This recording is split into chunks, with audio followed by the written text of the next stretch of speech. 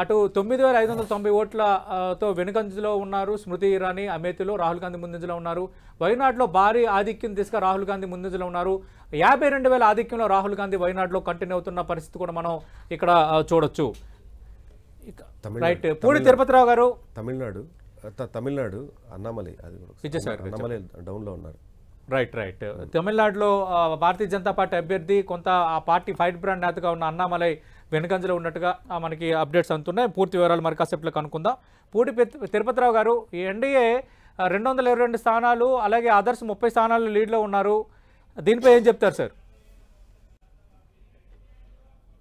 సతీష్ గారు, ఇది అలాగే రాహుల్ గాంధీపై మీ అభ్యర్థి వెనుకంజలో ఉన్నారు. సతీష్ గారు, అదే స్మృతి ఇరానీ గారు లేకపోతే మోడీ గారు, మనకి ఒకసారి జాతీయ రాజకీయాలు తీసుకునేటప్పుడు ఇంత ఎమోషన్స్ అక్కడ క్యారీ ఫార్వర్డ్ అవ్వవు కదా. ఎప్పుడు మీరు ఒకసారి గమనించండి, గత 2 పర్యాయాల ఎన్నికల్లో కూడా ఫస్ట్ రౌండ్స్ దాదాపు సగం రౌండ్లు అయ్యే వరకు నెక్ టు నెక్ వచ్చిన తర్వాతే భారతీయ జనతా పార్టీ ఎన్డీఏ ఆధిక్యత సాధించడం సంభవించింది.